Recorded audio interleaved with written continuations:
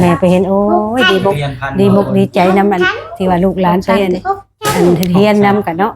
ลูกหลานไปเฮียนนำกันดีบกดีใจแล้วแม่ยายก็ได้ที่ว่าเพิ่นดูแลดีเพิ่นบอกเว้าม่วนแบบว่าเพิ่นบอกลูกบอกหลานก็เพิ่นว่าโอ้อันเมื่อแล้วก็สอนหยังการบ้านแล้วก็ให้หยังก็เบลเอาหยังให้การบ้านระบายสีบ่เวลาระบายสีแล้วก็ยังหลานมา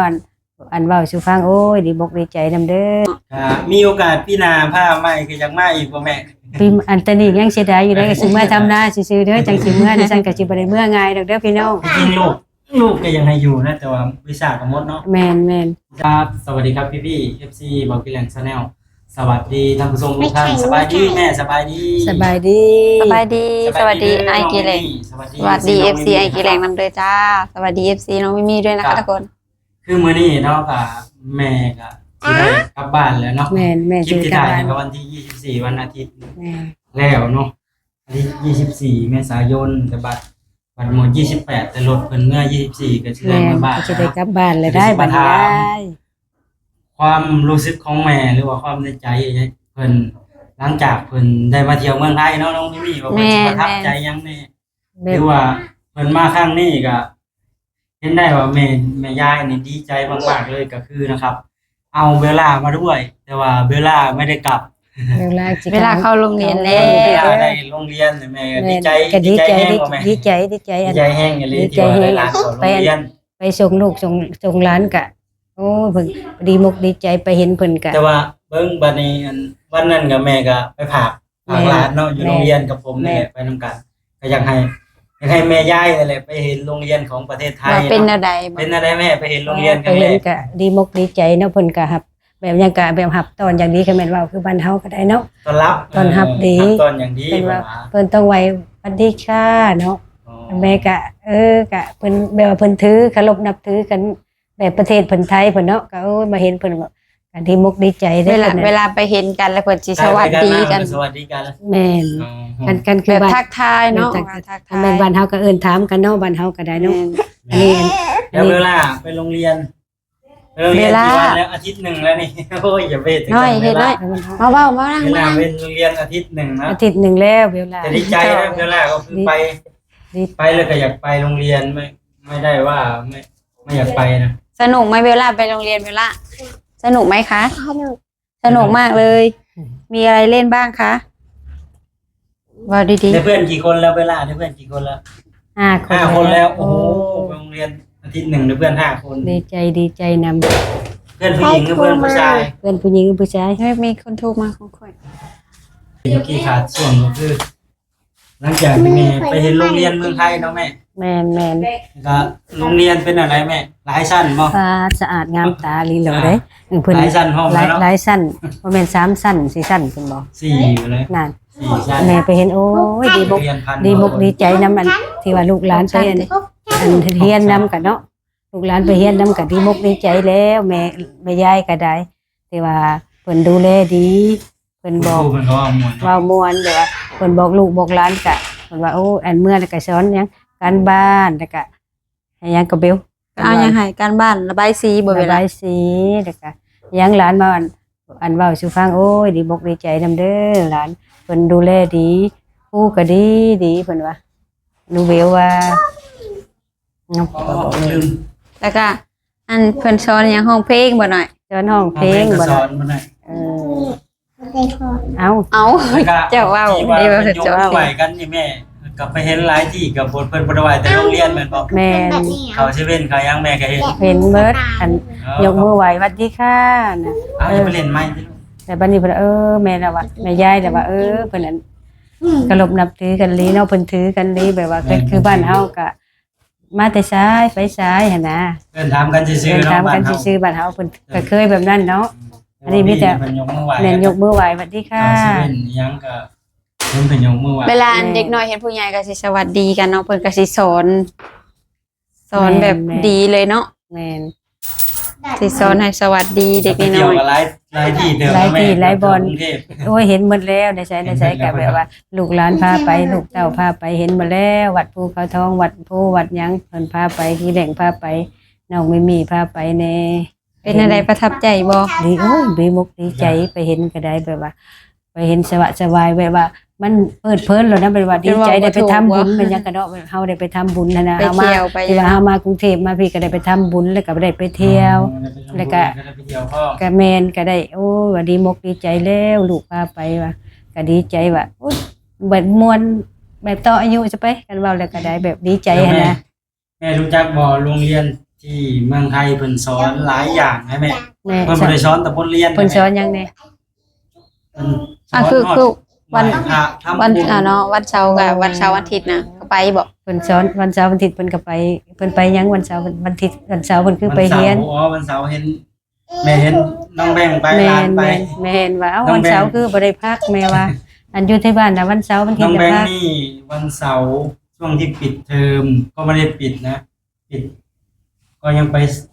สอนไปเรียนสวดมนต์แม่ โอ้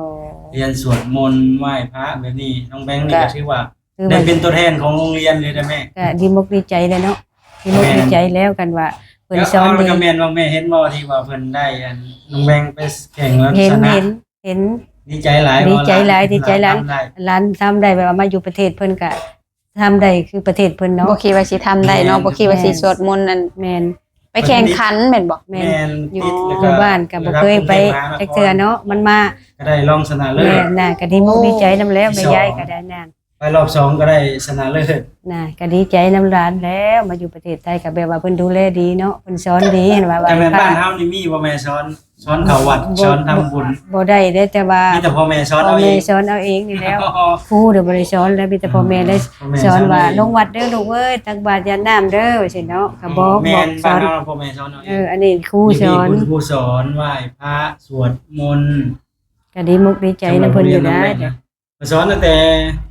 น่าสิสอนตั้งแต่ป .1 นั่นสอนแต่เด็กน้อยก็ยังจือไว้เนาะก็ดีแหละดีมุกดีใจนํ แบ่งสวดมนต์ได้แล้วตอนนี้ แม่ยายก็ดีมุกดีใจนํแล้วครูสอนดีดูแลดีเนาะ เวล ไปว่าไปมาว่าลาไหวเนาะก็ดีใจแล้วก็แม่นดีใจดีมุกดีใจนํเด้อพี่น้องเอ้ยที่สอนลูกสอนหลานดีแม่ยายก็ดีมุกดีใจหลาย แล้วก็เพิ่นมีอะไรอีกได้แม่เขาโรงเรียนใหม่ก็คือมื้อนี้ก็เอาไปแหล่งพึ่งไปประชุมเนาะก็อยู่ เวลาไม่จบดีน้อยแม่นั่งพี่น้อย ก็แม่ มาพี่ไว้ เอาอันนั้นเอานี่ไปเบิกเงินได้แม่อันนี้คือเงินได้มาจากโรงเรียนนะ โอ้เฮ้ยให้นางหนูเบลบ่น้องเบล อันนี้ห้องแบงค์ โอ้ ค่าสุดบ่หรือค่า บ่รู้ว่าค่าหยังแต่ว่าเบิกได้ค่าอุปกรณ์การเรียน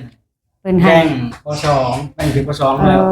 ได้400 บาท ถือว่าดีเนาะ ดีก็ว่าดีแล้วเนาะดี นี่ มุ ก็ ก ขอบคุณเมืองไทยแล้วก็ขอบคุณคนไทยขอบคุณประเทศไทยเนาะที่ให้งานทำแล้วก็ยังให้อัน อันเอาเงินเอาคำให้อีก แม่ เนาะ นสวยเฮาอีก ช่วยไว้เพื่อว่าพ่อแม่ก็ทำงานเพื่อสิได้เนาะก็มาดูแลลูก อันนี้ก็เป็นของเบลล่าได้ไหม โอ้ เห็นบ่อันนี้แบงค์ โอ้ อันนี้เบลล่า เวลาได้เท่าไหร่ น้อยมาก 300กว่า แม่ก็ถือว่า โอ้ดีมุกดีใจก็ได้กลุ่มไปนักไปเรียนเลยเด้กลุ่มไปโรงเรียนเนาะซื้อหันซื้อนี่ซื้อกระต้มขนมก็ได้แล้วโอ้ดีมุกดีใจเด้อเด้อขอบใจเด้อขอบใจหลายๆเพิ่นดีอีหลี เหมือนบ้านเฮาเขาโรงเรียนใหม่นี่ก็ พี่เบลล่า มันบ่มี มัน เนาะ บ่มีเฮา เพิ่นก็จำ บ่ เป็น มีผู้ ต้องได้เก็บ ช่วย นักเรียนเนาะ ก็แม่น เฮ็ดจบดีมาเร็ว ก็บน้ำพ่อแม่ บ่ ๆ มี มา เงิน มาว่าน้ำเพิ่นนี่แม่มา ก็ บ่ บ่มีผู้สนับ บ่ ส มี นุ ผู้ น สนับสนุนกันก็เหมือนแบบว่าบ่มีเนาะก็ทางพี่ก็มีผู้สนับส เพิ่ นุ ช่วน ยยังเนาะ แม่ บ่มี ก็บ่ติเพิ่นดอกว่าเฮาก็อาศัยไผเพิ่นเฮียนนำเพิ่นก็ได้อยู่พุ่นก็บ่ได้ว่าหยังดอก อืม นี่ก็อยู่บ้านเพิ่นก็ไปเป็นคือเพิ่นนั่นแหล้วเพิ่นว่าเพิ่นถ้าเป็นเฮียนได้ก็เฮียนได้เฮียนนำเพิ่นนั่นแหล้ว นี่ก็ที่มาพี่ก็คือเฮาสะดวกเนาะอยากให้ลูกหลานมาอยู่พี่ว่าพ่อแม่ก็เฮ็ดงานอยู่พี่ แม่น ก็เลยอำเภอล่าแบ่งมาเรียนอยู่พี่ก็ขอบคุณพี่ๆคนไทยหลายคนเนาะ แม่ ที่เพิ่นก็อยากให้มาเรียนได้แม่ โอ้เพิ่นอยากให้มาเฮียน แม่ เนาะ นเพิ่นยินดีต้อนรับหลาย เพิ่นก็บ่ได้ว่าบ่ได้ขี้ที่ขี้หยังว่าบ่ให้เฮียนบ่หยังเพิ่นก็ให้เข้าเนาะ แม่นเพิ่นบ่คิดดีดอกเจ้าหลายครับเพิ่นถ้า เพิ่น เฮา สนับ มา สนุน เลย เพิ่นสนับสนุนบ่ แม่สนับสนุนก็แม่นเพิ่นก็บอกทางนั่นล่ะ โอ้ ถ้าเฮามาเฮาบ่สร้างความเดือดร้อนอีหยังถ้าเฮาถึงเฮาสิบ่ทำประโยชน์แต่ว่าเฮาก็บ่ได้สร้างความเดือดร้อนเพิ่นก็ดีใจแหละ ยายก็ดีใจคือกันเห็น เพราะ ลูก ว่า เห็นห เพิ่ ลาน นเขา เพิ่นสงสารเพิ่นเห็นเด็กน้อยทางบ้านเฮาหั่นนะโรงเรียนก็เพิ่นก็เห็นในคลิปในหยัง เรียน นั่นแห แบ ละ บ แม่ แบบว่าขาดเคินขาดอหย่างเนาะเวลา ขาดแคล มันบอก สงสารเด็กลาว นั่น กัน แม่น มันก็บ่สะดวกสบายคือทางบ้านเฮาหันนะเนาะทางไทยเนาะ กระทรวง แต่เพิ่นก็สอน การสนับสนุนอยากให้เอามาพี่แหล้วเนาะมาให้เรียนอยู่พี่ อยู่บ้านเฮาก็สอนดีคือกันอยู่เนาะแต่ว่าคนละ โอ้ยเฮ้ย เพิ่นก็สิสอนไปอันแบบคนละแบบเนาะแบบ แม่น อันคือแบบช่วยเหลืออันอยู่ทางไทยก็สิบ่มีเนาะเพราะว่าเฮาก็แปลว่าง่ายๆก็คือบ่ทันได้มีอัน ก็มีผู้ช่วย ผู้ช่วยเนาะเฮาก็มีแต่แบบว่าพ่อแม่ได้ซื้ออิหยังให้สุดเข้าโรงเรียนอีหยังก็ซื้อเองเนาะ เอาน้อย แต่อยู่ทางบ้านเฮาทางพี่เพิ่นก็สิอัน มีแบบ อันทางอันรัฐบาลแล้วก็แบบประชาชนเนาะที่เพิ่นมีเงินมีอิหยังแบบเพิ่นก็สิมาช่วยเหลือ มาบริจาคอิหยังหั่นนะ แม่นก็ดีมุกดีใจน้องมีแม่ก็ดีมุกดีใจน้ำหลานเนาะ ดีใจแม่นดีใจที่หลานได้มาเข้าโรงเรียนอยู่พี่เนาะแล้วก็คือเนาะแม่มาเที่ยวอยู่ครั้งนี้ก็คือว่าประทับใจบ่การเดินทางก็สะดวกสบาย ส แม่น บา บ่ ยรถล้างก็บ่ได้อึดมายามใดก็ได้เนาะ ยามใดก็ได้ แม่ ไปดึกไปเดินมีเบิดเนาะแม่ พาไปเที่ยวตอนดึกๆเพิ่นยันบ่มีรถกลับทุกคนตอนแรก อย่ายันว่า ยันบ่มีรถ เนาะ เมื่อคือทางบ้านเนาะ นะแม่แต่ละคอมเมนต์โอ้ยยินดีต้อนรับแม่ โอ้ยขอบคุณขอบใจเด้อพี่น้องเอ้ยพี่น้อง เที่ยวครั้ FC งนี้ก็แบบ แบบ ทุกคนนะก็ยินดีต้อนรับแม่บอสนั่นแหละมาเที่ยวเลยมาเที่ยวเลย ก็ดีใจแล้ว เพิ่น เนาะ ยั มาง อยากให้ไปหลายๆที่ มาป แม่ ระเทศเพิ่นกับเพิ่น ก็ ก็ มี ยัง มีพี่ FC คนหนึ่งนะแม่เพิ่นบอกว่า ถ้าเฮาไปเที่ยววัดพระแก้วเนาะวันนั้นข้างๆเพิ่นว่า แต่บ่ได้เข้าบ่ แม่นบ่ได้เข้าไปแล้วเพิ่นว่าถ้าอยากเข้าไปวัดพระแก้วเลยสิเข้าไปวันใดแลเพิ่นบอกว่าบอกอันเลขบัญชีมาสิโอนเงินให้ เสียดายเด้เนาะเวลา ถ้แม่ สัตว์ เข้าไป เนาะ เพิ่นว่าสิ เสียดายแม่ ค่าสาว โอ้ เข้าก็ถือว่าดีมากๆแล้วเนาะแม่ทั้งที่เฮาบ่เคยรู้จักกันมาก่อนเลยเนาะ อัน แต่เพิ่นก็อยากซอยเหลือเนาะ ขอบคุณมากๆนะ สิได้แม่อันสิกลับบ้านก่อนเนาะเอาก็จะ แม่ กันแม่นก็สิได้เห็นอันกับบุญฮอดยอดแก้วซำนี้แหละเนาะก็เห็นซำนั้นก็ว่าดีมกดีใจแหละก็ยังบ่ทันได้ว่า ไปอันวัดพระแก้วเนาะก็ ก็ได้ไปเห็นแต่อยู่ เพ ข้าง ราะว่าน อ ส่ ก วนร้ายก็เฮ็ดงานนั่นแหละเนาะ แม่ ทำบุญ เฮาก็ยังบ่รู้ ลูกเต้าก็เฮ็ดงานเนาะ แม่นถ้าบอกพี่แหล่งบ่ได้ไปประชุมผู้ปกครองนักเรียนก็คือบ่ได้หยุดมื้อนี้ก็ยังเฮ็ดงาน บ่มีเวลาเลยเนาะหาทำงานกินเลี้ยงลูกเลี้ยงเต้านี่แล้วเฮามาบ้านเพิ่นก็ได้กลุ่มลูกกลุ่ม ได้ เต้า เที่ยว เบิ่งลูก เล็กๆน้อยๆแล้วเนาะ แม่น เพราะ ก็ ว่า ซ้ำนี่ก็ เฮายังอยู่ในวัยทำงาน แม่ นะ นก็ถือว่าดีมกดีใจอยู่ได้ไปเที่ยวจำนี้ก็เห็นหลายหม่องหลายทีอยู่เนาะ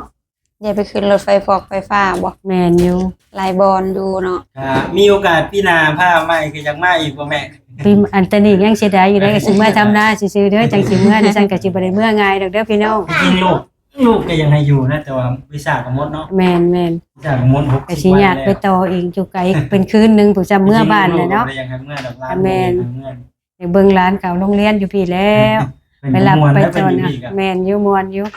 มาร้านมาแต่โรงเรียนไปรับเอาแล้วก็มาอยู่เล่นน้ำกัน กัน เซ เซ ล ลเหลือ2คนเลยเนาะ สองคนได้บัดนี้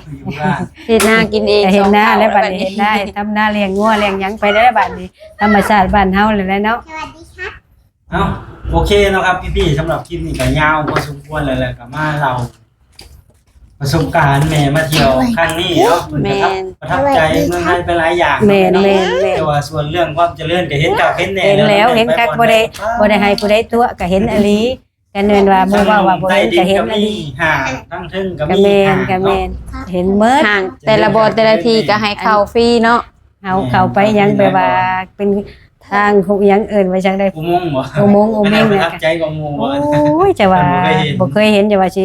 เขาไปได้จังได้ว่าฝนสิบ่มัวใส่หัวบ่ว่าลงมันสิ ครับคุณ สวัสดีครับอยู่พี่ลูก สวัสดีค่ะสนองเป็นผู้หญิง นั่งจุ๊บ ก็คือเพิ่นเฮ็ดได้มาตรฐานเลยเนาะแม่เนาะ แม่น เพิ่นเฮ็ดมาหลายปีแล้ว แม่น สวัสดีครับ แม่นเห็นมาหลายปีกะแบบว่ามันคงแล้วมันแบบสุขแบบคำยังกะมันแกนเนาะบ่แตกบ่หัวบ่หยังบ่มีน้ำซึมน้ำหยังลงไปเลยได้เห็น โอเคเนาะสำหรับคลิปนี้ก็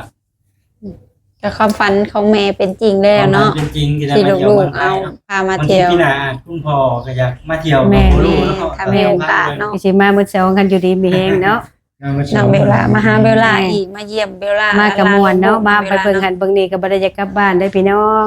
ยังคิดฮอดประเทศไทยอยู่เด้อ เป็นจริงแล้ จะ ว มาทำให้ทำนาจะก่อน เจอกันใหม่คลิปหน้านะครับพี่ๆสวัสดีครับ สวัส ส ดี บาย ค่ะ ดีจ้าสวัสดีค่ะ บ๊ายบาย บ๊ายบายเดี๋ยว